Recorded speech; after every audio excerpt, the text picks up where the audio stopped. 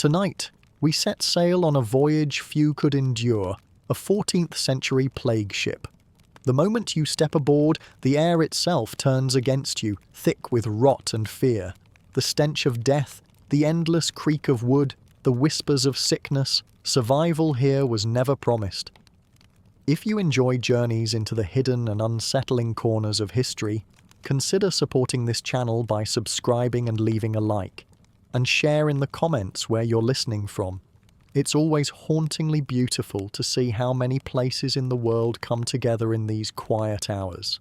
Now, dim the lights, steady yourself, and let's discover why life on a plague ship was a nightmare no one was meant to survive. Imagine you've just stepped onto a 14th century plague ship. The wood groans beneath your feet, and the air is already thick with a damp, sour staleness. These were the same kinds of vessels that, in 1347, carried plague from the Black Sea to Mediterranean ports, bringing with them one of history's deadliest pandemics. You think you can last a day? Within hours you'll be battling hunger, fear, and a stench that seeps into cloth and skin. And that's before the rats appear.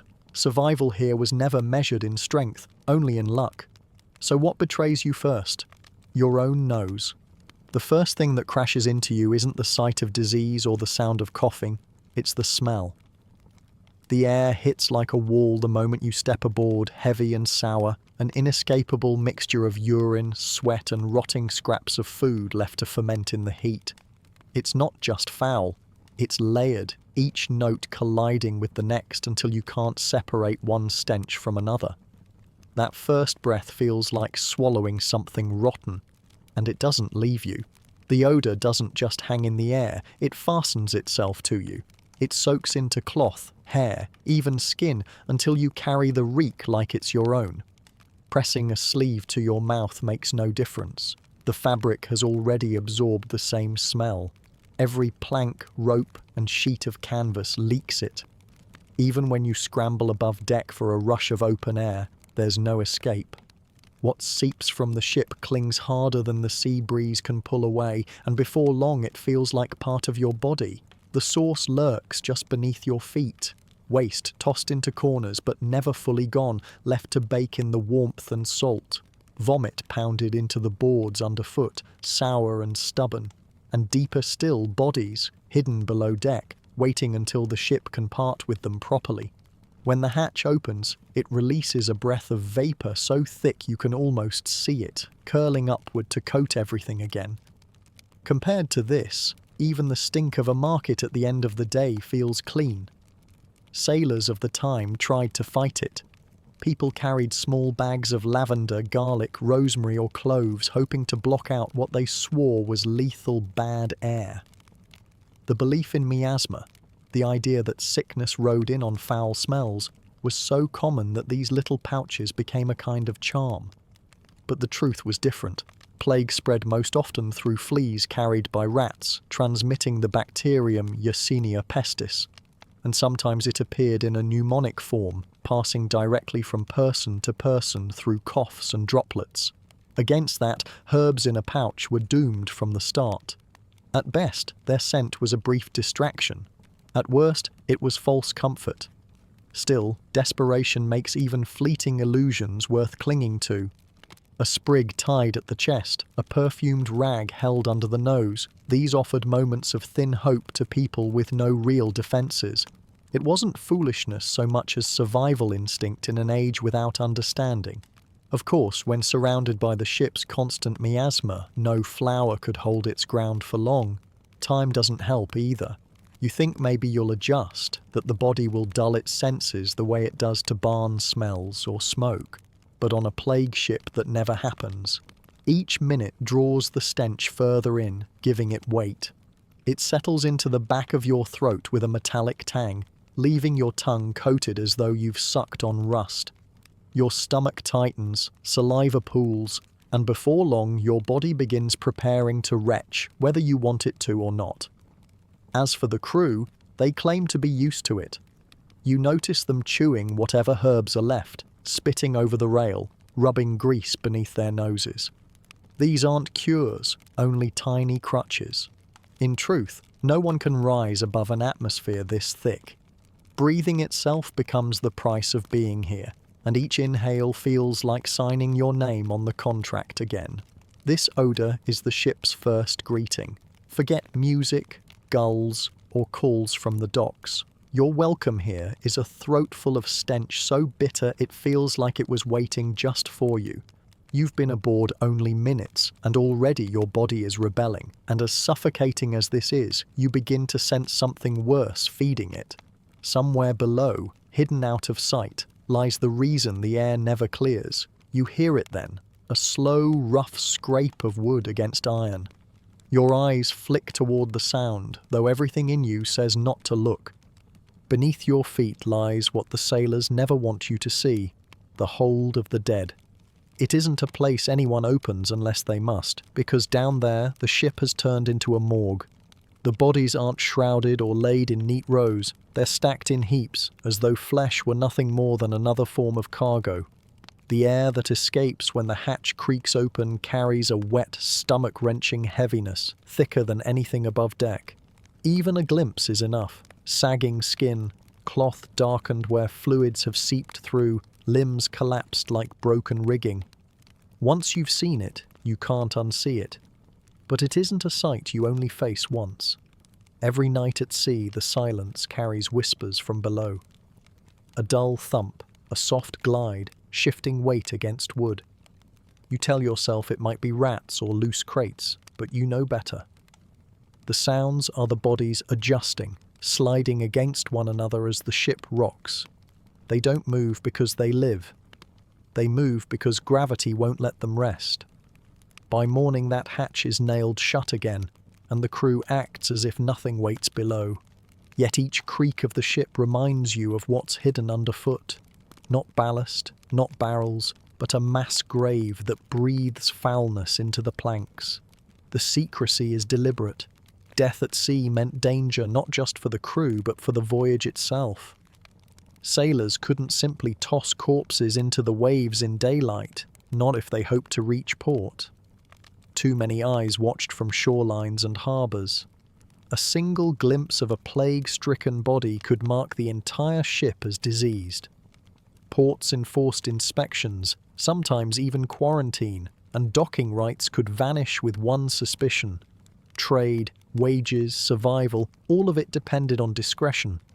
So the dead were hidden, kept below deck until nightfall.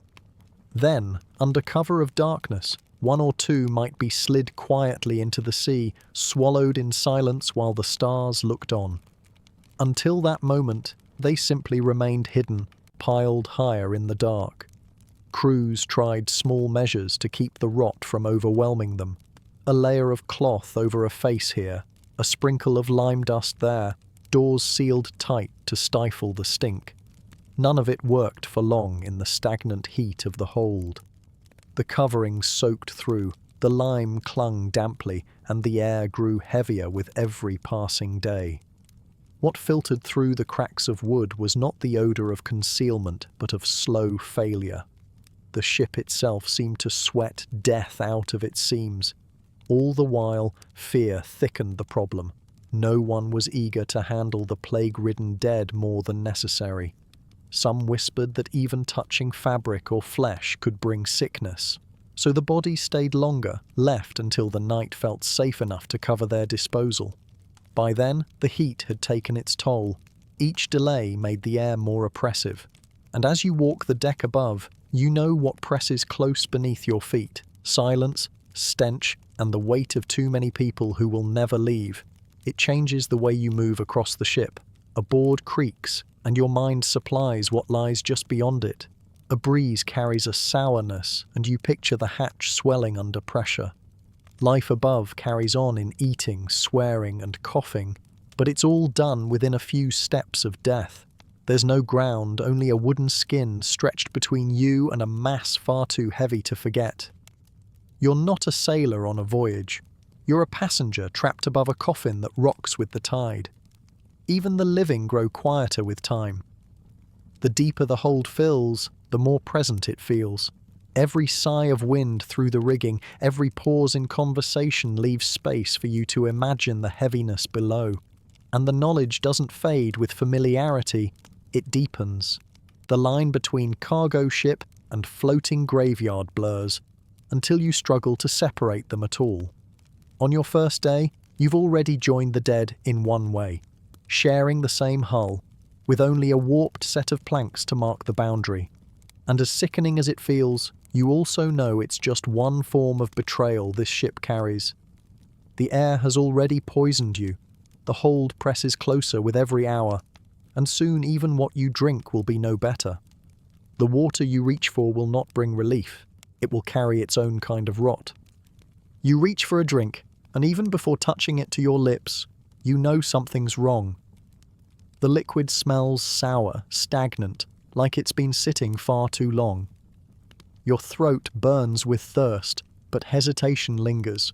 You're about to swallow something that feels more like rot than refreshment. The truth is, fresh water rarely stayed fresh at sea. Barrels were loaded with clean supplies before the voyage, lids sealed as tight as carpenters could manage. But wood isn't perfect. It breathes, it leaks, and it swells. The heat of the sun and the damp of the salt air worked their way in fast. After just days, that once clear water started to change. A week in, and what sat inside the barrel wasn't crisp or clean. It was warm, sour, and tainted, more like a shallow ditch than a spring. When the barrel opens, the change is obvious. The smell hits hard, dull and heavy, and the water itself often carries a film that clings to the rim of the cup. Sailors knew this, but there wasn't an alternative. The sea that stretched endlessly around them was deadly brine, and no one could drink it without paying for it almost instantly. So they dipped their tin mugs into the barrels, lifted them to their mouths, and swallowed anyway. Each sip sits wrong. The water is warm and murky, sliding thickly across the tongue. It doesn't wash anything clean. Instead, it feels like swallowing something spoiled. Some spat it out the moment it touched their mouths, but most pressed on, choosing sickness over dehydration. Either way, your stomach turns against you. Cramping, loose bowels, and fever followed many who drank. Dysentery wasn't just an inconvenience. It drained your body of both strength and any chance of real recovery. People sometimes imagine sailors avoided this by drinking ale or wine. It happened occasionally. Fermented drinks lasted longer than plain water on some voyages, and they could be safer for a while. But not every crew had enough, and what was carried often ran out before the voyage ended.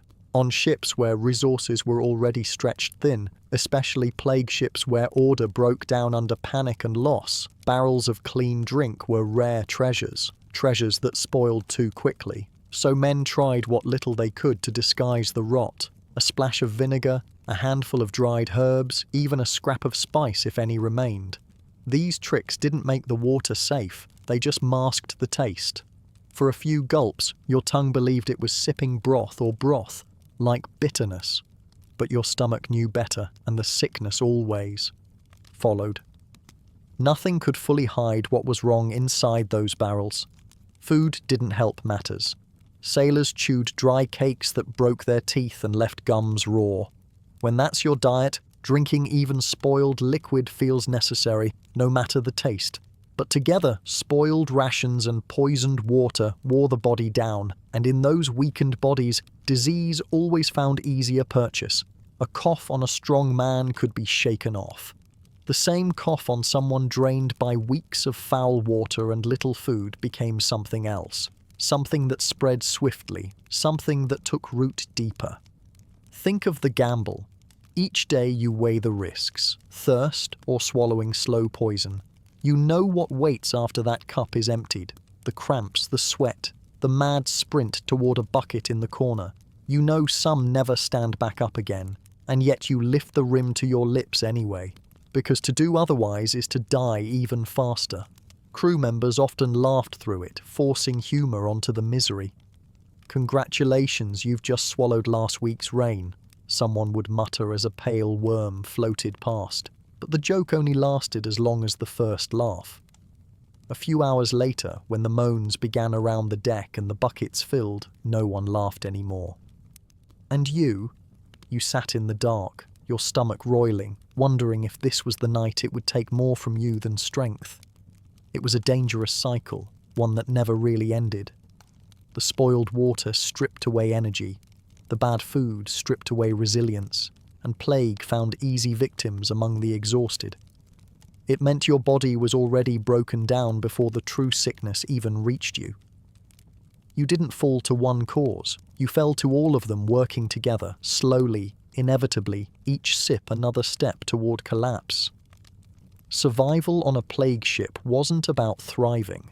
It was about choosing the smallest defeat, the lesser danger, hoping each choice stretched out your days just a little further. The drink that twisted your stomach might still keep you alive long enough to see another morning, or it might finish you by nightfall. You learned not to expect certainty. At sea like this, every basic need betrayed you. Food cut your mouth, water drained you, sleep brought its own dangers, and when the deck quieted at night, when you finally began to drift, you learned quickly that silence wasn't safety.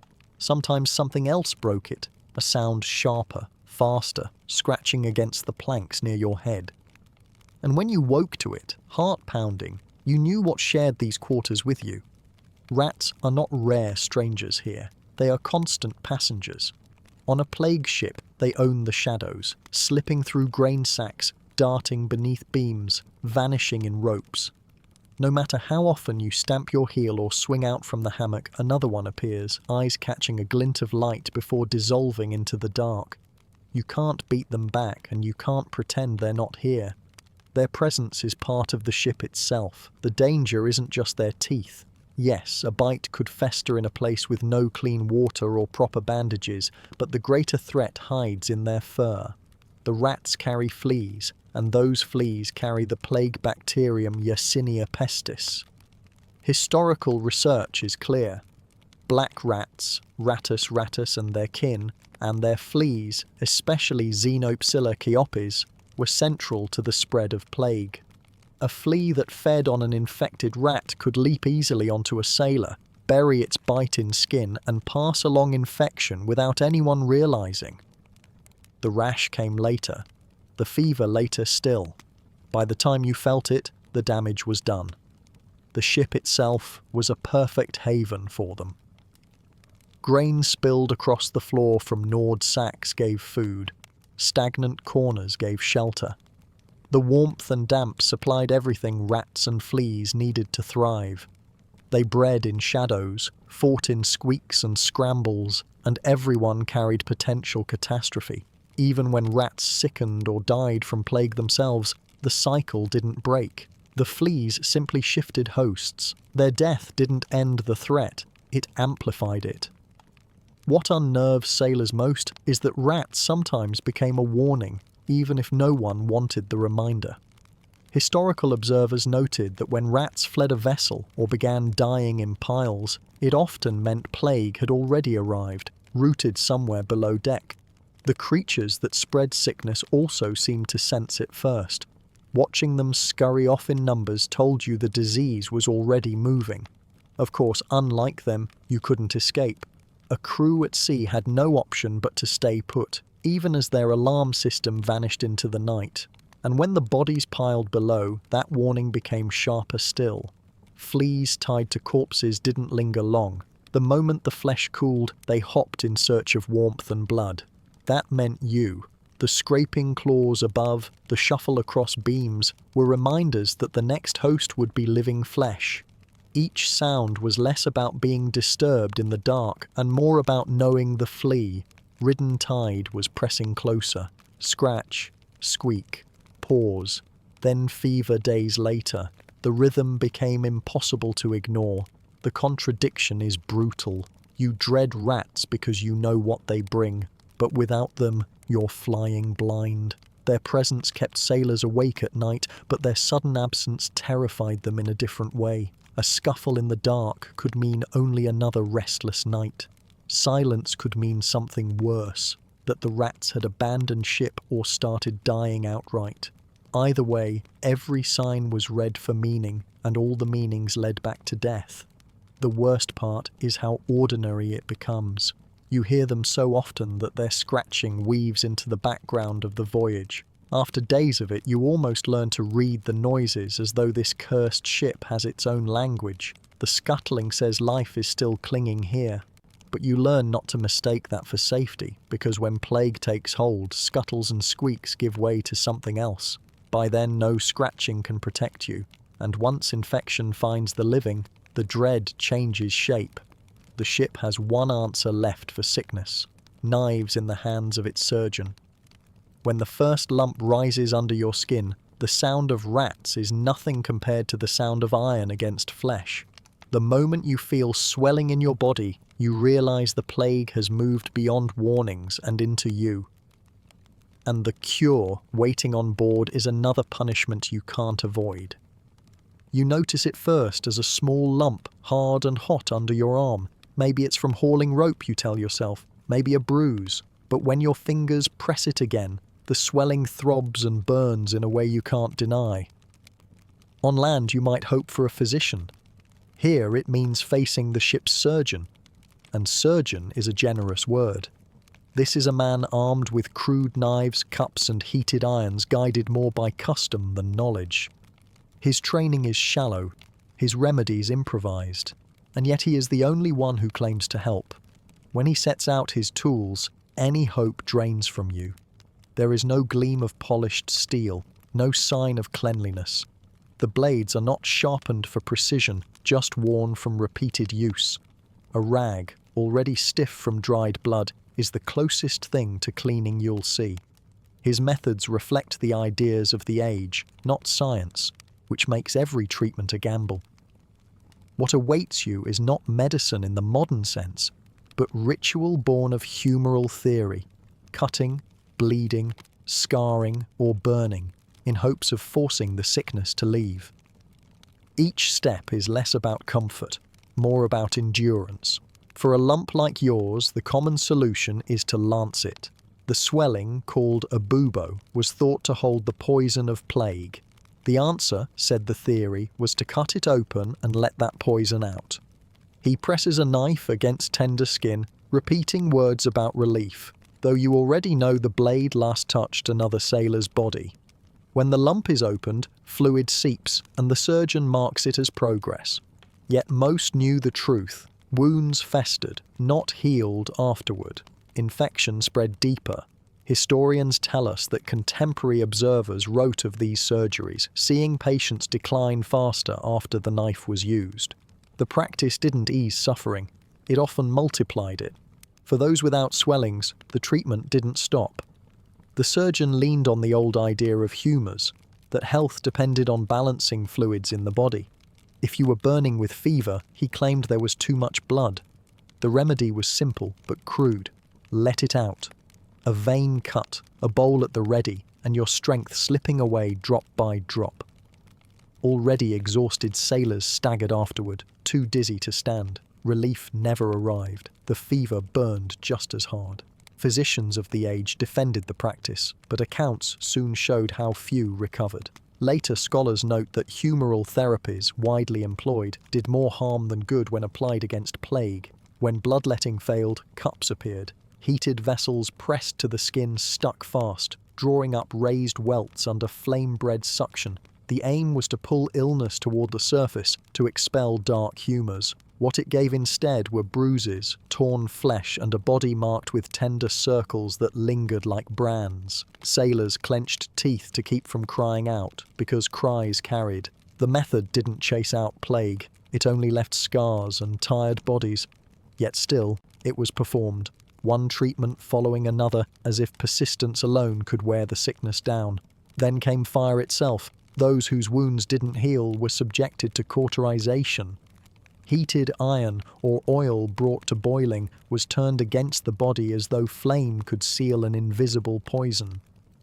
The surgeon applied the heat until skin blistered, convinced the disease would halt. Pain filled the ship. Accounts from the time note the noise, men calling out for God, for water, for it to end. The agony was meant to be healing. Instead, it was trauma written into every muscle.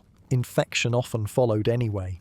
In truth, very few ever improved after such efforts. The line between cure and punishment blurred until it disappeared.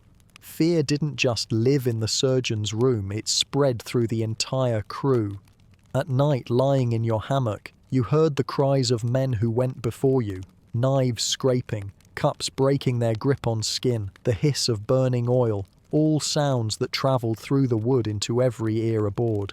By the time symptoms reached you, you already knew exactly what would happen. The anticipation was its own form of torment. Ships like these carried not just plague, but the constant echo of failed attempts to escape it. It is important to remember that none of this was done with cruelty as the intent. The surgeon, crude as he was, believed in what he tried. Contemporary records reveal doctors and barbers across Europe performing the same treatments, convinced they were fighting poison. Later, historians point out how little impact these therapies had and how often they made matters worse. But in the moment, desperation mattered more than reason. Every knife stroke, every drop of blood spilled was an honest attempt to survive. It is only in hindsight that we can see the futility. And yet, whether you were the one under the blade or the one lying awake listening, the weight was the same. You carried the knowledge that care would wring you dry. The surgeon's hands left bodies weaker, bleeding, burned and marked forever. His work became part of the ordeal, tied as tightly to the plague ship as the smell of rot or the scratching of rats. To be treated was to endure another round of punishment that whittled down what strength remained. Even with the memory of those treatments, your body has more trials waiting. Weak from infection, raw from cutting, trembling from fever or blood loss, you still must live in the same suffocating quarters. And on this ship, there is one need no surgeon can touch, but it too offers no escape. Because when illness seizes you and your gut twists in pain, you learn quickly that relief has no place here either. Relief on this ship comes with no dignity. There are no stalls, no screens, no private corners. Medieval vessels rarely had proper latrines, and on the crowded plague ships, the most common option was the simplest one, over the side. Leaning against the rail was risky at the best of times, and near, suicidal in high seas, when icy waves slammed upward hard enough to rip the body from its grip and swallow it whole. For anyone weak with fever, that kind of toilet wasn't just humiliating, it was terrifying. So buckets were the fallback. They sat in corners of the deck or below beside hammocks. For a moment they looked practical, somewhere to put what couldn't wait, but the reality set in once the sea started to move. A single pitch of the ship and a full bucket tipped its contents across the boards, smeared by boots, dripping into lower holds through cracks between planks. Even when carried to the railing, they sloshed and spilled before they could be tossed overboard, leaving the deck permanently tinted with reminders of what had been. In the heat, all of this baked into the wood and rope, settling into every surface the crew touched. The consequences were more than discomfort. Waste seeped into food stores and hammocks, turning the ship into an ideal environment for sickness to spread. A bare foot stepping in a slick corner, a hand brushing a wall before eating, meant exposure to germs that compounded every other risk already ravaging the crew. The stench alone was constant, pressed into the air day and night, but worse was how it invited other threats. Rot and waste attracted rats in greater numbers, and with them came fleas, the very insects most responsible for carrying plague into human bloodstreams. Each leaking bucket wasn't only an embarrassment, it was another open door for disease to multiply. Daily life blurred shame and necessity. People relieved themselves within arm's reach of others, no one spared, not even the captain. Privacy disappeared in the shuffle of bodies, so humiliation became something endured rather than avoided.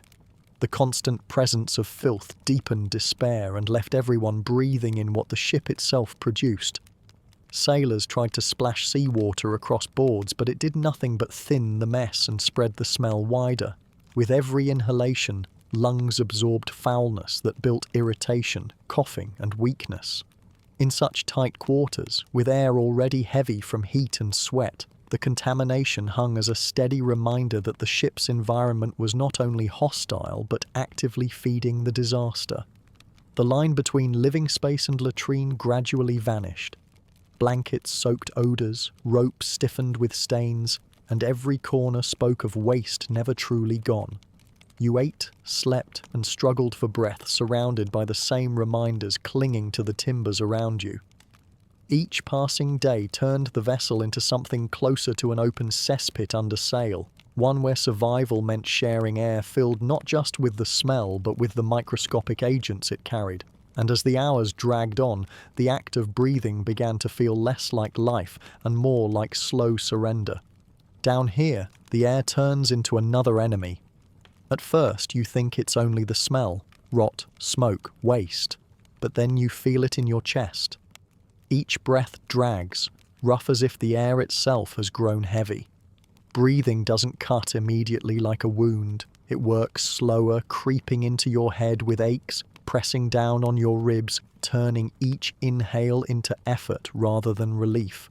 You swallow a cough, and then another, until coughing isn't something you can stop anymore. That's when you realize it's not only stench filling your lungs, it's sickness. Sailors had a name for it: miasma, bad air. Centuries before germ theory, people believed illness was carried in vapors rising from decay. On a ship like this, every corner provided proof: waste piled near sleeping areas, spoiled grain fermenting in barrels, bodies sealed in the hold. The air reeked so sharply that men assumed the vapors themselves were the poison, and in a way, they weren't entirely wrong. Fleas spread plague through their bites, but when Yersinia pestis reached the lungs, a deadlier form, pneumonic plague, took hold. That version spread through droplets suspended in breath and coughs, leaping directly from one pair of lungs to another, and it could kill within a single day. Bad air might not have caused every sickness, but on these decks, sometimes breathing really did mean death. Fear flourishes in such a climate. A cough echoes from a few hammocks away, loud and wet, and soon that man vanishes below deck. You see the empty, swaying fabric the next morning and know what it means. Not long after, another sailor coughs, and then another. Each sound triggers a tightening in your own chest, because here the air doesn't stay still. It rolls through the ship, close and damp. Each exhale from the sick lingers around the living. Each breath you take feels borrowed from someone else's lungs. The plague plays a cruel game in its beginning. Symptoms do not always appear immediately. At first it's small things: a faint headache, a stiffness around the eyes, a creeping heat under the skin when the wind outside stays cool. Sweat dampens your neck while your body trembles as if cold. You wonder if it's hunger, exhaustion, or just the bad water you drank. But the throb in your joints grows into something deeper, and that nagging cough refuses to leave. By then, the truth is clear. Whatever the air carried into you has already taken root. And while you stumble on, still able to climb, talk, or grip a rope, you're exhaling the same danger into the faces of those next to you. Silence helps it spread. Hours of invisibility before anyone knows the plague has settled in. Below deck, the setting makes this worse. It isn't an airy chamber. It's a cellar afloat. Stagnant air pools there, thick with every smell that rots, food turned sour, bodies that leak into fabric, smoke leaking sideways from fires with no chimney. Mould threads across beams, puffing dusty spores whenever the ship creaks. Moisture beads along the walls, drops that glisten in lamplight before sliding down into the filth. Walking through this place feels less like moving through air than wading into something weighted and stale. Your chest tightens with every step, burning as though the planks themselves breathe foulness into you. The details make the fear sharper. Lantern light shows floating dust, pulled into your breath before you can blink. Fleas scurry unseen, hitching from dead bodies to rats and then onto you when hunger drives them searching for warmth. You can't see what enters you, but you feel it settle. For centuries, sailors swore the air alone carried their deaths, and though modern science shifts the blame between fleas and droplets, on this ship the distinction means little. Whether it's poison in vapors or sickness passing mouth to mouth, the outcome rides inside the act of breathing. Days stretch and the body gives way. That mild headache swells into a hammering pulse behind your eyes. Heat spreads until sweat soaks your hair, even as chills seize your back. Your muscles ache like you've hauled anchors for hours, though you haven't the strength for simple tasks. A cough rips at you, rattling bone and leaving your tongue tasting of iron. Standing upright feels impossible while lying down gives no peace. Every breath adds another layer of weight, until the idea of fresh air is nothing but memory. The ship doesn't need blades or chains. The atmosphere alone breaks you down, turning life's most basic reflex into slow punishment. And still, you go on breathing. You can't refuse it. Holding your breath only makes the need stronger, forcing you to gasp and drag in even more of what eats at you. Each breath makes a quiet bargain, survival in exchange for slow decline. Men talk less, cough harder, and move with bodies that already look halfway broken. The air marks them before death does, hollowing them out until they slump like cargo themselves. Even the dead don't lighten the burden. You've seen their bodies piled away, shut behind boards, but their presence never truly disappears. The air carries them too. The reek, the rumours of infection, the weight of knowing they're still here among you. You want them gone, anywhere but beneath your feet. You imagine the sea waiting just outside the hull, ready to take them, yet daylight leaves them stuck below, decaying inside the same holds where you are forced to breathe. And as that realization settles, the thought grows louder. If the air itself is killing you, why not throw the bodies out? Why not rid the ship of what feeds the vapor, choking you with every breath? You start to ask yourself, and then, finally, you turn to beg the captain. The captain's refusal isn't superstition or cruelty. It's a calculation. Bodies can't be flung into the sea at will because death on display brings another kind of punishment. Ports and coastal authorities watch ships closely, especially in the Mediterranean where rules of quarantine had been spreading for years. If anyone ashore spots a body tumbling overboard in daylight, it brands the vessel immediately, plague ship. And once that label sticks, the voyage is done. No port will open its gates. Food, water, trade, all gone in a moment. Crews knew this wasn't an exaggeration. Quarantine orders could lock ships outside harbours for weeks, sometimes more than a month, and in worse cases reject them entirely. A starving crew could die within sight of the shoreline, condemned by the mere sight of a corpse. This is why death is hidden. A plague ship isn't only fighting disease, it's fighting for reputation. Grain, spices and cloth are worthless if no merchant will touch them. A ship known to carry plague loses not just one voyage, but a future. Captains carried that knowledge heavy on their backs, so the order was always the same: keep them below deck. The holds became morgues not out of choice but out of strategy. For every sailor gagging at the air or fearing what lay beneath his hammock, there was the cold fact that the smell of rot was safer than the sight of a body hitting water in daylight. When the sun is high, silence rules. Hatches stay sealed.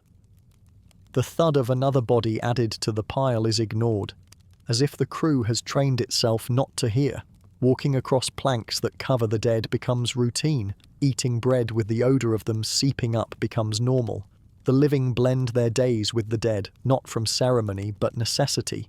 Survival is now tied less to personal strength than to preserving an image. A ship that looks healthy, even if it isn't. Yet concealment cannot last forever. The hold fills, and the weight drags morale lower each day. The answer comes only when the horizon darkens. Nightfall gives the crew a narrow window. Lanterns are shaded until the ship seems swallowed in shadow. Only then are bodies lifted from hammocks or dragged across planks, wrapped in cloth or none at all. There is no prayer, no farewell, only the muted sounds of labour. Rope sliding, wood groaning, a final heave. The ocean swallows its burden quietly, carrying the dead into black water. A splash echoes, then fades to nothing. By morning, no one speaks of it. Silence keeps suspicion away. This ritual repeats until it feels endless. Each sunset becomes a cue. each night burial an unspoken chore. You might stand at the edge, hands shaking as you push a body outward, the weight gone suddenly as it slips into the dark. The sea accepts it without question, while you return to the deck, pretending it never happened. The following dawn you breathe the same sourness again, because some remain in the hold waiting their turn. Living among the dead does more than poison the air, it poisons the mind. Constant reminders of what lies beneath build a unique kind of dread. Every hammock could collapse, every board could creak, reminding you that separation from corpses is only a layer of wood. Men stop talking, stop laughing, their silence thick with resignation. You can survive hunger, survive thirst, but living surrounded by hidden death gnaws at your will to go on. The hold below consumes not only bodies, it consumes hope. The worst irony is that this suffering isn't purely the plague's doing. It's economic. The appearance of health mattered more than comfort, dignity, or sanity. Ports valued order above compassion, and crews knew it. Bodies were managed as carefully as cargo because they were a threat to profit. A corpse tossed at the wrong time wasn't just one man gone. It risked the voyage, the cargo, the wages of everyone still alive. Quarantine rules written ashore made survival aboard a floating coffin even crueler. To endure, sailors didn't only fight disease, they fought stigma. That constant struggle left you with little to hold on to. You could barely trust food, barely drink water without pain, barely sleep without fear of rats scuttling across your body. And all the while, you waited with corpses stacked below, knowing each sunset repeated the same ritual.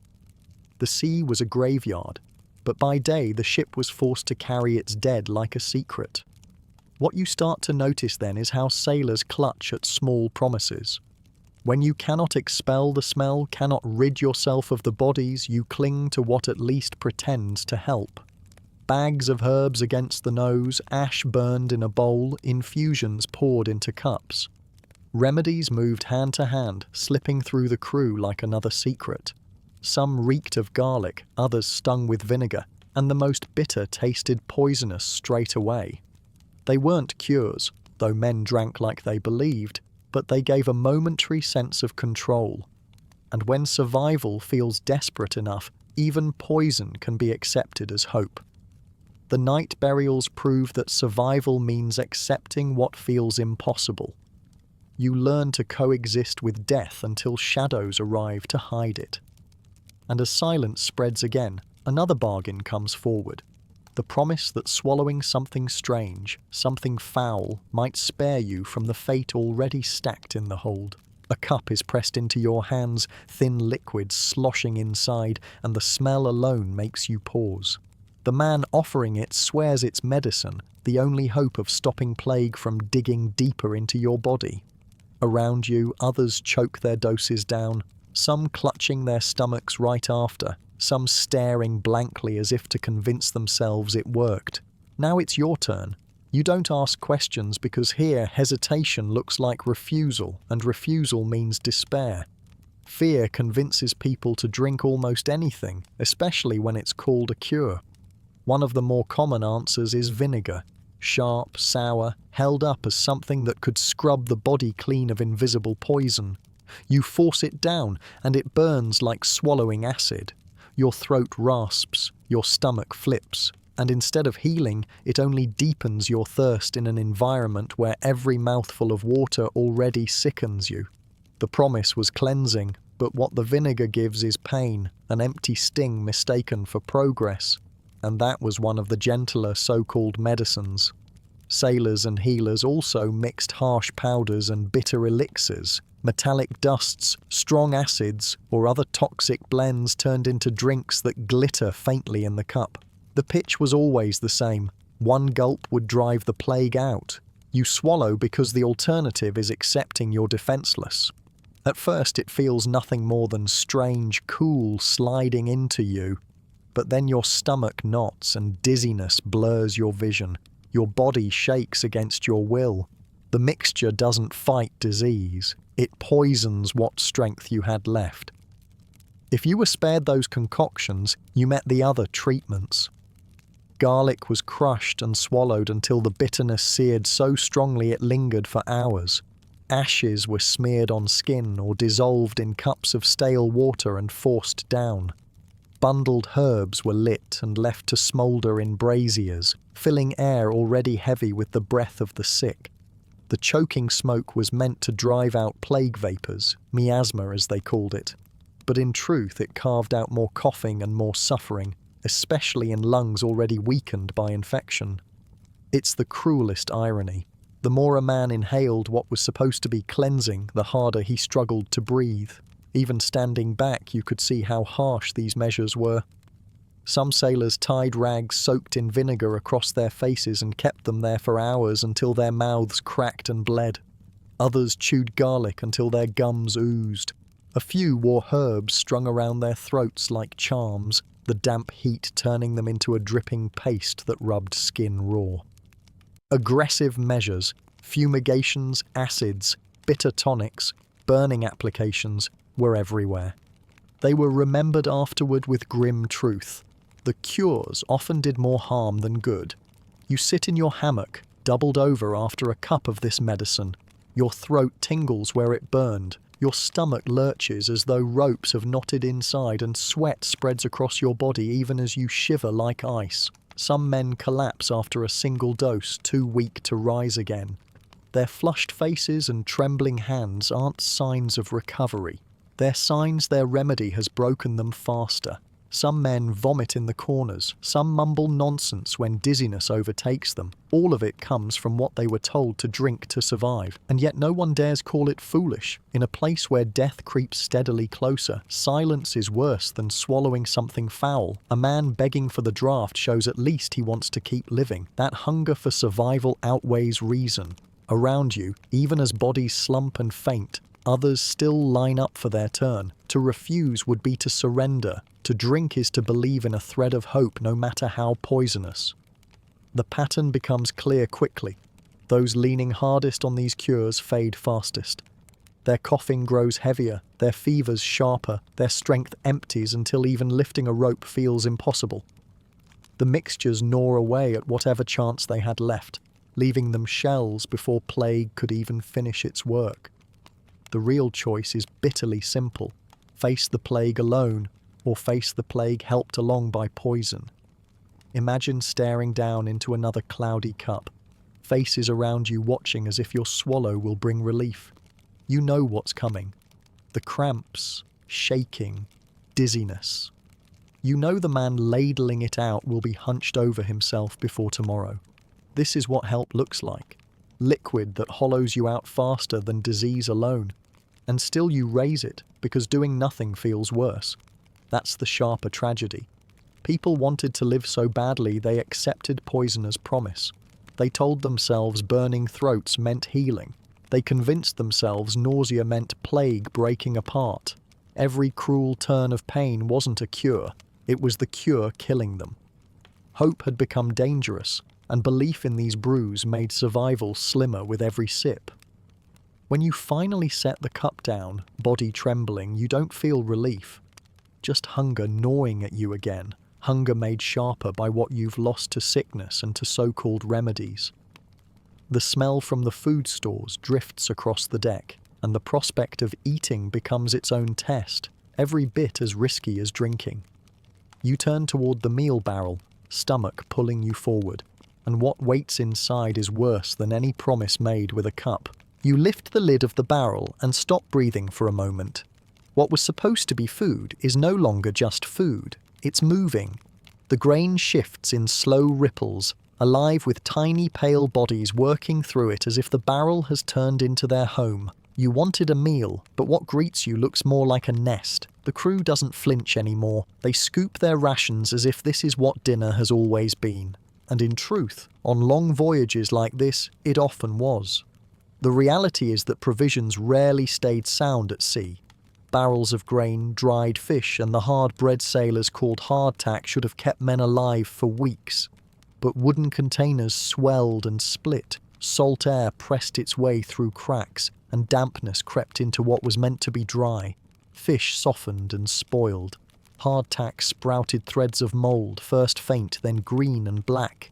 Grain turned into soft clumps that lured in every insect hunting food. What started as rations packed carefully on shore became another form of cargo alive with infestation. Grain shipments themselves often brought rats, and from them came fleas, mites, and a chain of pests that settled deep into the food supply. You don't eat because you want to. You eat because hunger leaves no choice. Some sailors make a small effort, flicking out what wriggles too obviously before tossing the rest into their mouths. Others stare straight ahead and swallow everything in one go. The trick many use is to avoid looking at it at all. Dim lanterns, half-closed eyes, maybe chewing in shadows so there's no reminder of what moves between bites. Eating blind becomes survival. See less, taste less, imagine less. It isn't only maggots. Bread and biscuits carry their own trouble. Mites travel in the flour, speckling each surface until every mouthful tastes faintly of dust and skin. Pick one up, and it feels as if the surface itself shifts beneath your fingers, never truly still. You want to believe you can break one open and find clean crunch inside, but instead you discover tunnels dug through by mouths too small to see. What you eat is no longer bread. It's evidence of a colony that claimed the food before you ever got near it. Illness follows naturally. Spoiled food sits poorly, twisting your stomach, dragging cramps through your sides until it feels like your own body is folding against you. Mold and rot that thrive in the damp holds add to it, leaving sailors weak from sweating fevers or bent double after meals. With bad water already tearing through them, they hardly need more insult from what little food remains. Yet still, each meal goes down, because not eating quickens death even faster than eating does. And with every weakened body, plague finds less to resist it. You chew as quickly as you can, pushing down lumps half-formed, but every so often something interrupts the pattern. One bite lands wrong, soft when it should be dry, and you know, there's no joke left in it. You keep your head down, not daring to. Spit back what's already sitting on your tongue and swallow hard. Jests about a protein-rich meal fade fast when your imagination carries that moment further. You tuck it away, join the silence, and pretend it's easier than it is. On some nights, laughter does pass around in circles. Sailors joking that at least maggots make the food fresher by moving it around. But most fall quiet while chewing. Silence is easier than pretending comfort. By then, even laughter sounds like resignation. Eating feels less like sustaining yourself and more like agreeing to share in the same slow sickness eating the ship from the inside. Your gut tells the truth quickly. Cramps contract so sharp you grip your middle, rocking in your hammock. The trickle of sweat on your forehead tells you something is off, no matter how strong you pretend to be.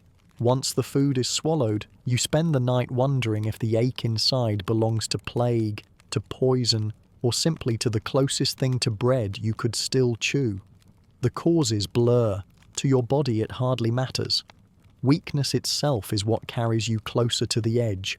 That is the cruel joke of these rations. They make you choose between hunger and harm. You'll see men pluck crawling pests off bread in hopes of keeping a fraction of dignity. Others spare themselves the sight and swallow everything together. What sounds braver is only faster surrender. No one wins this game. Eating is a punishment wrapped in the thin disguise of a meal. It doesn't take long before the act of eating feels like betrayal. Each crumb links you to what rots the ship itself. Rats gnaw the sacks, mites nest in the biscuits, maggots thread through the grain. Food becomes another vessel where plague hides, another door left open for sickness to slide inside. You swallow, and every part of you knows the bargain has cost more than it gave. But stopping isn't an option. No new barrel waits in the corner. No fresh loaf will ever appear on deck. Every bite is a grim compromise. Sustain yourself by swallowing something already in the process of decay. By day, you wonder whether you can lift another spoonful into your mouth at all. By night, the choice is forced onto you again, until no one talks when rations are served. The silence over the meal barrel says everything. At last, you discover that food and filth no longer differ. The same pests crawling across sacks feed both you and the rats. Maggots squirm in the same boards spread with waste and the same dark corners that hide bodies waiting for disposal. To eat is to share in that infestation. You carry it into yourself with every meal until you feel less like someone surviving than something already breaking down. And when your stomach finally settles, when the ache eases for just long enough to lie back, you discover the quiet isn't comfort but another kind of trial. The night won't pass in silence. Soon, from across the deck, another sound begins to rise, soft, heavy, and terrible in its meaning. At night, the ship seems to find its voice. Hammocks sway, ropes strain, but what carries across the dark isn't the sea. It's the sound of death being moved. A creak where canvas is untied, the shuffler's weight shifts onto rough boards, the slow steps carrying it forward. You don't need to open your eyes to know what's happening. Each sound is a sentence already written. The ritual is always the same. Somewhere close, crewmen lift a body from its hammock. Sometimes there's the hush of a prayer, sometimes just silence heavy enough to press against the walls. A stretcher strains under the burden, the wood complaining with each pace. Then comes the pause, the murmured word, and finally the splash. The water folds over, quick and final, erasing the shape as if it never existed. That sound, sharp, short, without ceremony, is the night's closing bell. Contemporary accounts across Europe describe how plague dead were carried to pits, to towers, or, at sea, to the waves. The crew here repeats that same rhythm. It's efficient, but it never feels less brutal.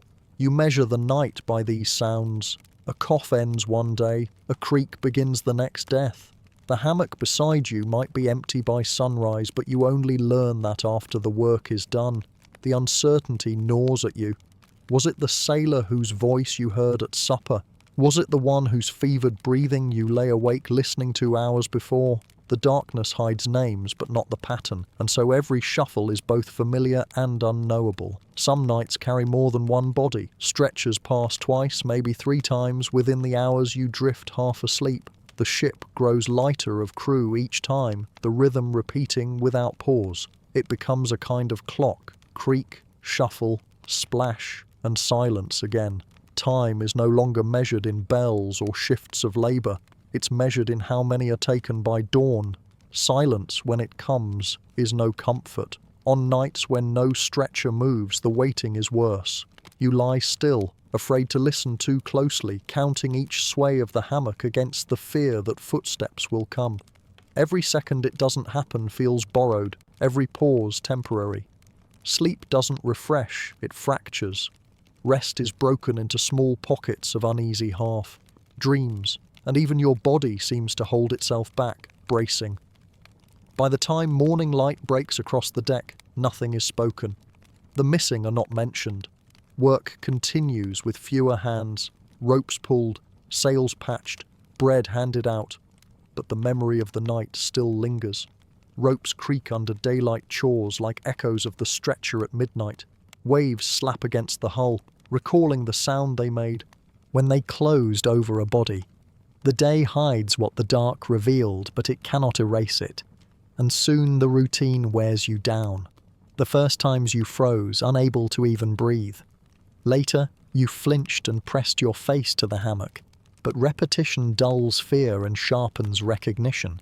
Eventually, you lie with your eyes closed, listening as if you're tracing patterns you already know. The rhythm organizes itself. Lift, creak, whisper, splash. The ritual no longer surprises. It becomes woven into the fabric of the voyage, as steady and predictable as the tide. What you notice is how every sound eventually aims at you. Each creak tightens your gut with the thought that perhaps it's your weight being carried. Each shuffle marks out a future step where others will walk with you as their burden. And the splash, always so quick, always so final, sounds already written into your own fate. Even if you last another day, the moments prepare you for the possibility that tomorrow the noise will rise for you. Perspective shifts around this point. Life on board stops feeling like a journey anywhere. The ship is not just moving across the sea, it is marking time through subtraction, each night reducing itself. You see it in the faces left at breakfast, in the empty hammocks sagging loose, in the lighter chorus of voices when work begins. What began as a voyage is now a slow erasure, and while there is no comfort in it, a strange resignation creeps in too. The inevitability softens the panic. You understand that everyone here answers to the same rhythm. Some go sooner, others later, but the sound lies ahead for them all. You try to accept it in the same way you accept hunger, thirst, filth, the things you cannot change. It does not make it lighter, but it makes it quieter inside your head. So the night's final sound is not only a mark of death, it is a reminder of the ship itself. Every voyage, every plank, every creaking rope has been tuned to this rhythm of carrying, lowering, releasing. You lie awake not hoping for rescue but simply noting that the clock still ticks. The water closes over again, and you count yourself among those still above it, for now. When dawn comes, you rise with the others, one smaller crew than yesterday. Another morning, another day to be endured. But already you know how night will sound when it returns, and what it means when silence ends.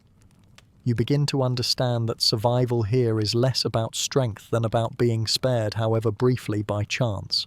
And that thought stays with you as you step onto the deck once more, realizing that aboard this ship, each day lived is not proof of your endurance, but of your luck.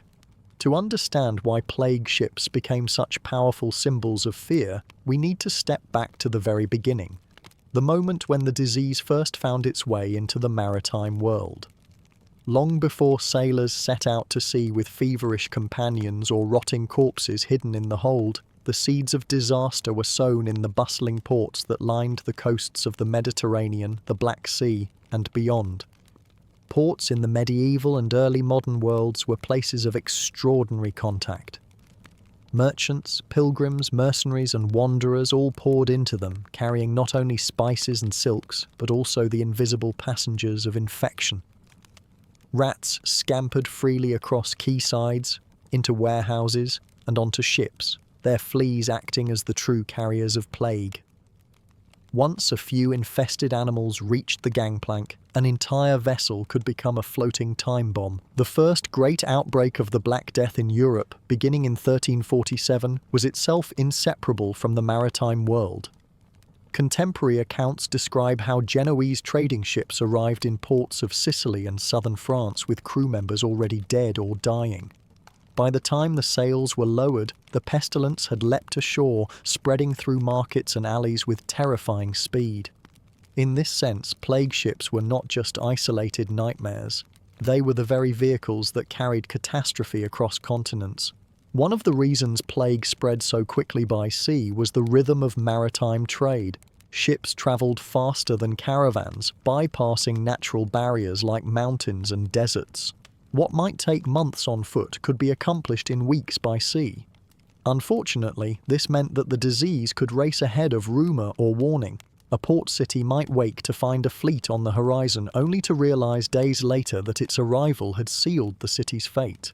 But plague at sea was more than a matter of speed. Ships were self-contained environments, perfect for infection. A merchant galley might carry dozens of men packed into narrow quarters. Food was stored in barrels easily gnawed by rats. Water turned stagnant after weeks in wooden casks. With little ventilation below deck, the smell of sweat, spoiled grain, and animal dung was constant. In such conditions, fleas had no shortage of hosts, and once the first sailor fell ill, it was only a matter of time before his companions joined him. For sailors themselves, there was often no clear understanding of what they faced. Medieval medicine still spoke of miasma, poisoned air, and of divine punishment for sin. Many believed that foul smells carried disease, which was half true. The stench of rotting bodies and excrement did not cause plague directly, but it signalled the very conditions in which rats and fleas thrived. Lacking microscopes or germ theory, men and women explained what they saw with the language of the day: curses, corrupted air, or the wrath of heaven. The sea, too, carried its own symbolic dangers. Storms, shipwrecks, and piracy were already constant threats. To add invisible illness to that list seemed to sailors like confirmation that the oceans themselves were cursed. A ship with plague aboard was feared not just as a physical danger but as a supernatural omen. Some captains even tried to hide outbreaks from authorities, fearing that disclosure would lead to the seizure of cargo or the burning of their ship. This secrecy made things worse. Vessels sailing into crowded harbours often unloaded both goods and disease before any warning was given. It is not surprising, then, that the word plague ship became one of the most dreaded phrases in the vocabulary of the medieval Mediterranean. To spot a vessel limping into port with tattered sails and a skeleton crew was enough to send entire neighbourhoods fleeing inland. The arrival of such ships also transformed how societies thought about health and borders. Until the Black Death, there had been little concept of what we would call public health policy. Disease was seen as personal misfortune or divine trial, but plague ships changed that. Their dramatic impact forced authorities to consider collective measures, closing harbours, burning infected cargo, and eventually inventing something entirely new: quarantine. The very word quarantine comes from the Italian 40 giorni, meaning 40 days. In Venice, one of the great maritime republics, ships arriving from suspected plague zones were ordered to remain anchored offshore for 40 days before crew or cargo could disembark. This was not based on a scientific understanding of bacteria, but on the belief that if sickness did not appear within that period, it was safe to proceed. Over time, similar rules spread to ports across Europe and the Ottoman Empire. Yet even these measures were imperfect.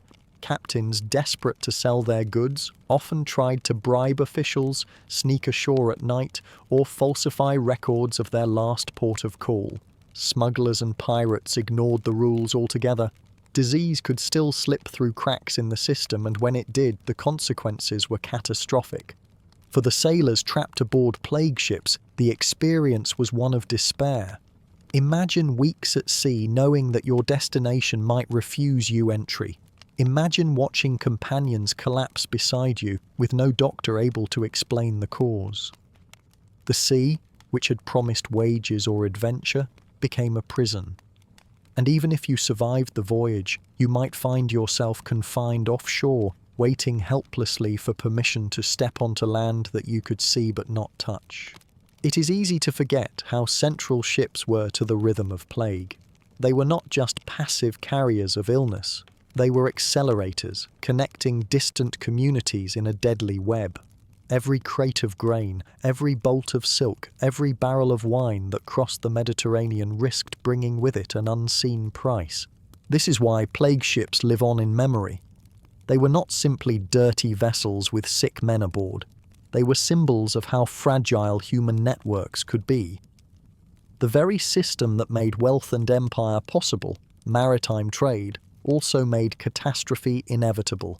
And for those who stepped onto their decks, the question was not whether plague lurked below, but how long it would take before they felt its touch. Step below deck on a plague ship, and you enter a world where air, light, and life itself seemed to rot together. The holds and cabins of a 14th century vessel were not designed with comfort in mind. They were built for cargo and control, not hygiene. Ventilation was minimal, and with each passing day at sea, the confined space transformed into a suffocating chamber of stench and sickness. Picture a narrow passage dimly lit by oil lamps, their smoke curling against the damp timbers. The walls were sticky with salt spray, mould crept along corners, and the constant motion of the sea left barrels of grain and salted meat sweating in their storage. Rats darted between piles of rope and crates, bold enough to nibble at a sailor's boots while he slept. Fleas, unseen but ever present, thrived in the heat and filth, carrying with them the germs that would determine the fate of every man aboard. For the sailors themselves, Daily existence was a contest against discomfort. Bedding consisted of straw or rough cloth that quickly absorbed sweat, urine, and vomit. Washing was nearly impossible. Fresh water, already rationed, was reserved for drinking. To waste it on bathing was unthinkable. Clothes stiffened with salt and grime clung to the skin until they chafed raw. The smell of unwashed bodies mixed with spoiled food and rat droppings, creating an atmosphere so foul that stepping into the hold could make a man gag. In such conditions, the line between living and dying blurred. A cough at night might signal nothing more than irritation from smoke, or it might be the first whisper of plague.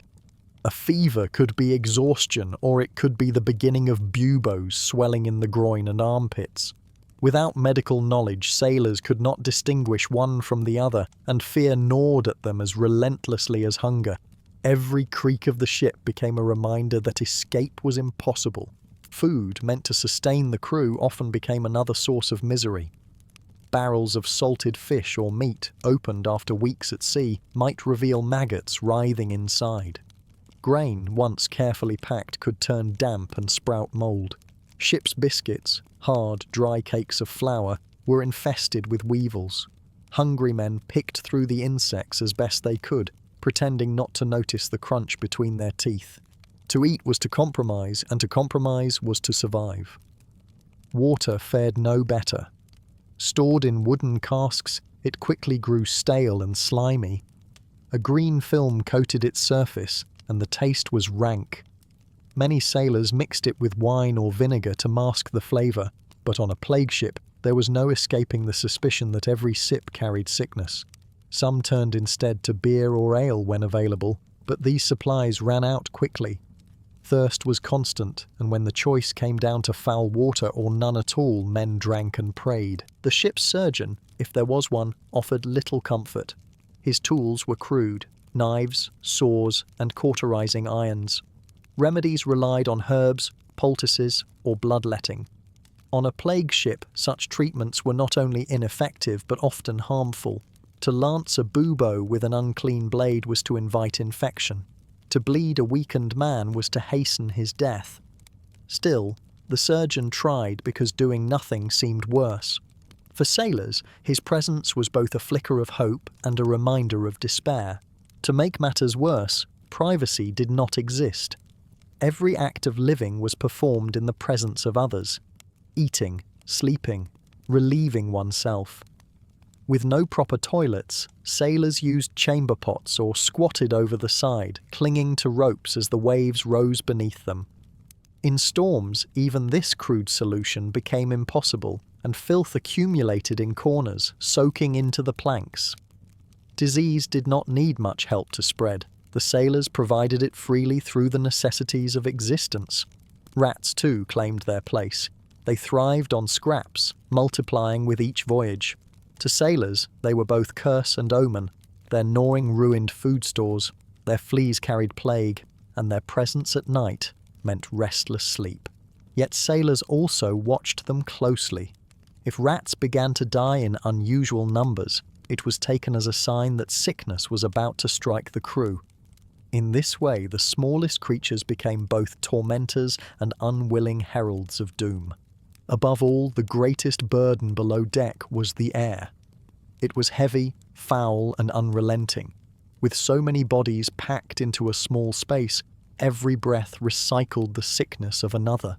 Smoke from cooking fires clung to the rafters, mingling with the acrid stench of latrines and the sweet-sour odour of rotting flesh when the first deaths occurred. The longer a voyage continued, the more the ship seemed to suffocate itself, as if the vessel itself were breathing its crew's corruption back upon them. Superstition thrived in this environment.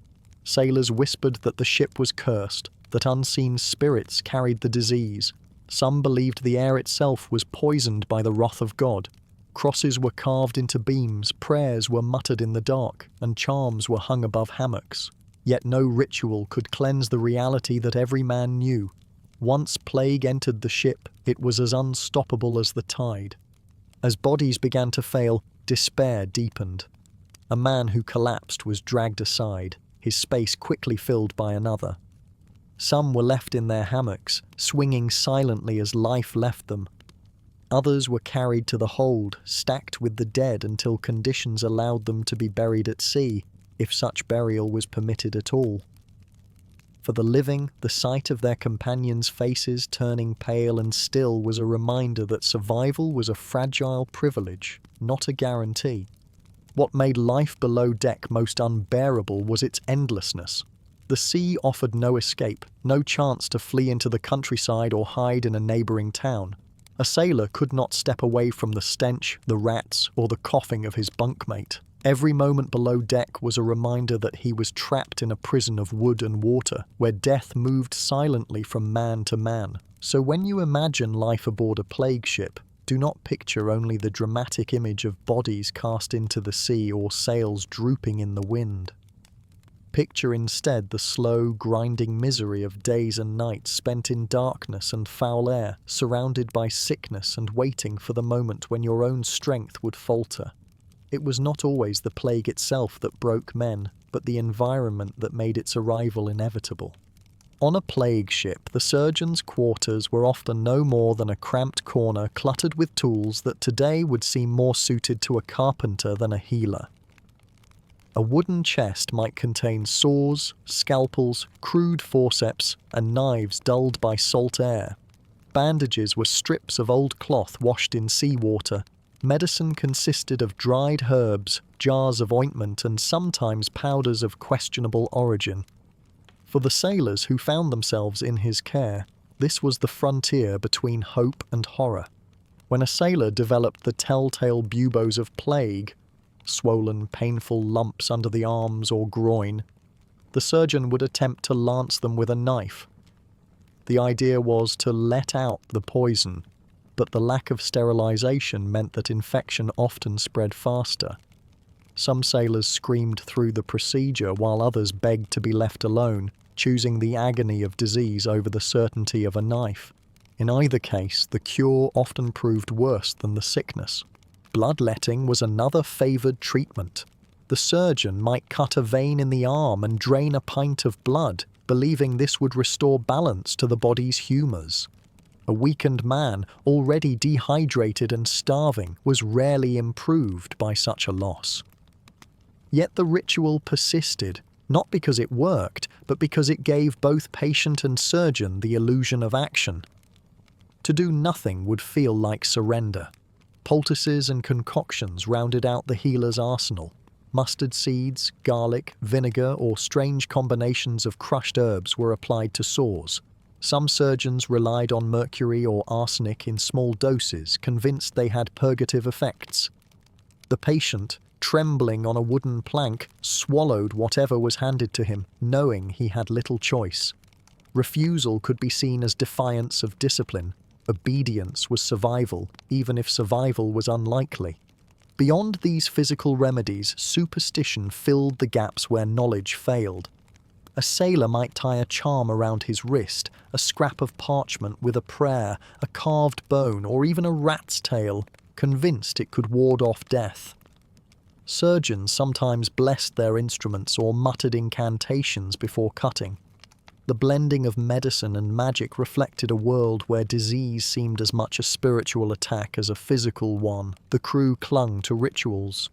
When the air below deck grew unbearable, burning herbs or incense was thought to purify it. Rosemary, sage, or even dried dung might be set alight, filling the ship with smoke. Sailors held cloth soaked in vinegar over their mouths, believing it filtered out bad air. Others chewed cloves or bitter roots, hoping their taste would ward off sickness. These practices were less about efficacy than about reassurance. To believe one had a shield against the plague, however flimsy, was to resist despair. Fear of contagion shaped behaviour in brutal ways. A man showing early signs of illness might find himself isolated, pushed aside by shipmates terrified of catching his fate. He could be confined to a corner, given food at a distance, and avoided until he either recovered, rare, or died. Some surgeons supported this quarantine, while others argued that compassion demanded care. The ship had no consensus, only the shifting moods of men desperate to survive. Not all treatments came from the surgeon. Sailors brought their own traditions. A man from Italy might recall local cures, rubbing onions on buboes or drinking wine mixed with herbs. A sailor from England might swear by carrying a dried toad in his pocket. Others believed in sweating out the sickness, wrapping themselves in blankets until they nearly fainted from heat. Each culture brought its remedies, blending into a patchwork of desperate hope aboard the ship. But perhaps the most disturbing cure was the use of fire and cautery. When buboes grew too large, a surgeon might press a heated iron directly against the swelling, searing flesh in the belief that the heat would kill the poison. The smell of burned skin filled the small cabin, mingling with the cries of the patient. Onlookers turned away, knowing that the procedure rarely saved anyone but confirmed the cruelty of the times. As death multiplied, the line between medicine and ritual blurred even further. The surgeon, exhausted and aware of his futility, sometimes became more priest than healer. He might whisper prayers over the dying, place a hand on a brow, or offer comfort he did not believe himself. His tools clattered unused in their box, for he knew they could not stop what the ship had become, a floating coffin. Superstition spread faster than reason. Some sailors swore the disease came from the rats, and they hunted them with ferocity. Others believed the plague was carried in the wind and begged to keep sails furled. Still others insisted it was divine punishment, demanding prayers and penance. Each belief competed with the next, and the crew fractured into factions of faith and fear. Arguments erupted over what should be done, and silence fell when another man collapsed. In the midst of this chaos, certain rituals offered a strange unity. At night, sailors might gather to sing hymns, their voices echoing off the timbers. The songs were not just appeals to heaven, but a way to drown out the sounds of coughing and moaning. Even those who did not believe sang, because rhythm and melody steadied the heart in ways medicine could not. Some sailors pinned their hopes on the surgeon's survival. As long as he stood, moving from patient to patient, there was a sense that life could endure. When the surgeon himself fell ill, as he often did, despair deepened. His tools lay untouched, his knowledge wasted, and his absence left a void greater than any one man's life. The plague ship lost its last semblance of order when the healer became another corpse. What remained striking is how little difference there was between the ship's treatments and its superstitions. Both were built on faith, not evidence. Both relied on the desperate conviction that something could be done against an unseen enemy, and both failed more often than they succeeded. On a plague ship, medicine was less about curing the body than about soothing the mind. A sailor who believed he had been treated, whether by a poultice, a prayer, or a charm, might endure a little longer. That endurance mattered in a world where tomorrow was never guaranteed.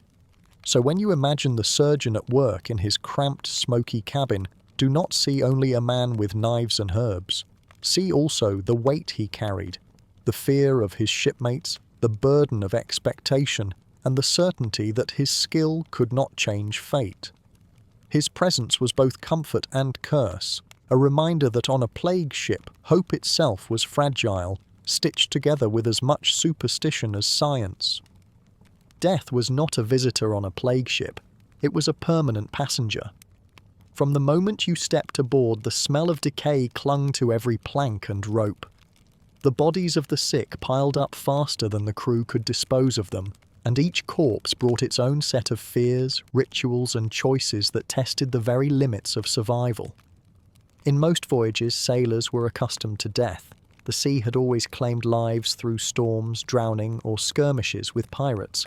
Burial at sea was a familiar ritual, a body sewn into sailcloth, a weight tied at the feet, a prayer muttered, and then the solemn plunge into the waves. But aboard a plague ship, even this simple act became complicated. The crew feared that to cast the dead into the sea during daylight was to announce their condition to every passing ship. Merchants, fishermen, or naval patrols who spotted bodies bobbing in the current would spread word that the vessel carried pestilence. Quarantine laws were severe, ports might refuse entry, and authorities could burn the ship outright to prevent contagion. So the dead remained on board during the day, stacked in the hold or lashed down with ropes hidden from the eyes of the world. At night, some were lowered into the sea quietly, slipping beneath the waves without ceremony. Others were left longer, until decomposition made their presence unbearable. Sailors covered their noses with cloths soaked in vinegar or brandy, but the stench seeped through. The air itself seemed poisoned, heavy with the sweet sour smell of rot. Even hardened men gagged and retched as they moved bodies to make room for the living. Superstition surrounded the handling of corpses. Some sailors believed that disturbing the dead by day would anger the sea gods, bringing storms or curses. Others feared that the souls of the unburied lingered aboard, haunting the decks, whispering in the creak of timbers. Whispers spread that shadows moved where no man stood, that footsteps echoed in the dark when the crew lay sleeping. Fear turned every creak and groan of the ship into a reminder of those not yet gone. Rituals emerged to cope with this constant presence of death. Before pushing a body overboard at night, sailors might place a coin on the eyes, a gesture borrowed from ancient tradition, a toll for the journey to the afterlife. Others carved crude crosses into the wood of the deck, hoping to sanctify the spot where the corpse had lain.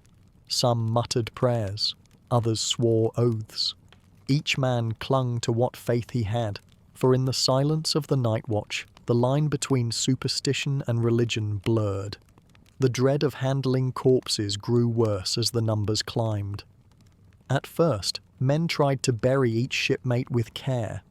But when death claimed 3, 4, or more in a single day, reverence gave way to exhaustion.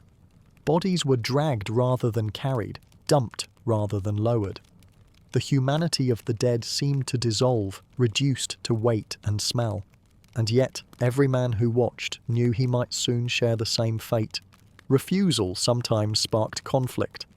Sailors argued over whether to keep a body below deck until nightfall or to risk tossing it overboard immediately. Some begged the captain for mercy, insisting that the dead poisoned the air more than the risk of discovery threatened the ship.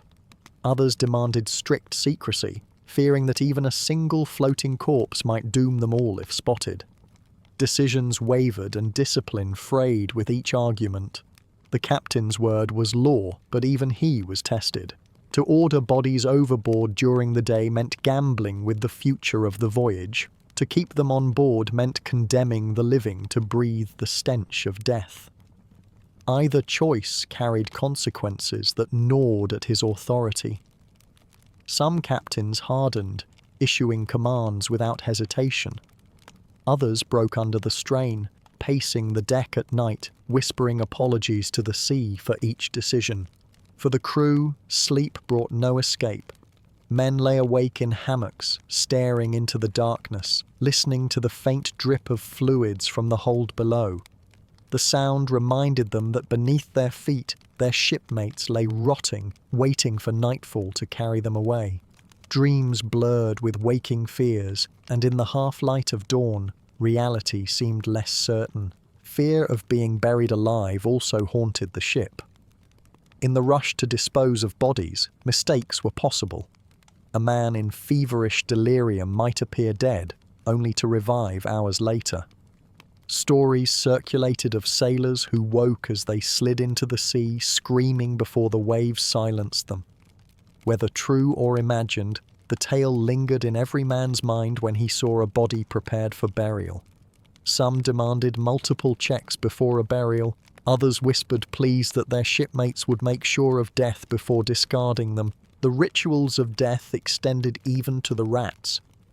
When a corpse was left too long, vermin crept into the hold, gnawing at flesh.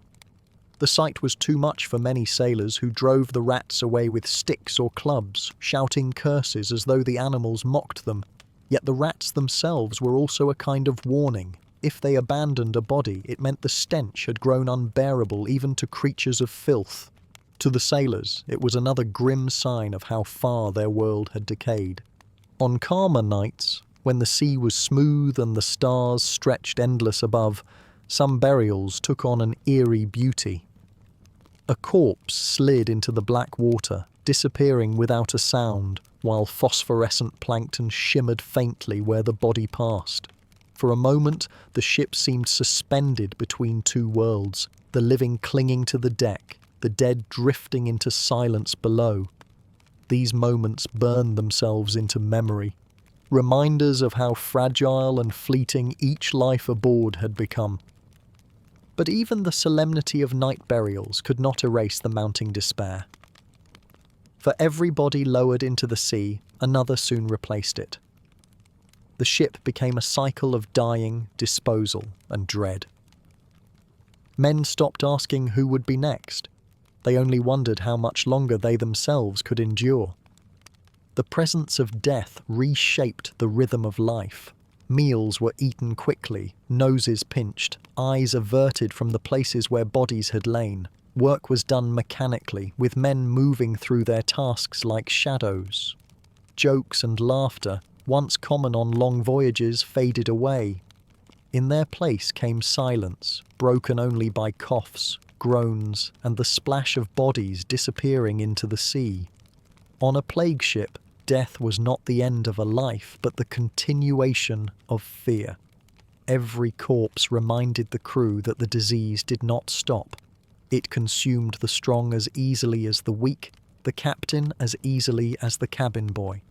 Each burial was both an ending and a warning, a ritual that carried not only the dead but also the hopes of the living, hopes that dwindled with every plunge into the deep.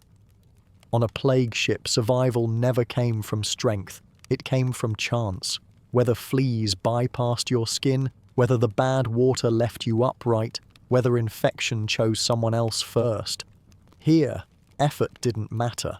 Disease ignored it completely. In time, the horror of voyages like these forced change. Maritime plague outbreaks pushed port cities to adopt inspections, harsher quarantine rules, and eventually measures to control rats and fleas. Those small steps began shaping public health as we know it. Today, soap, clean water, and safe food are ordinary comforts. Back then, they were unimaginable. Be thankful, and if you found this journey worthwhile, consider liking or subscribing.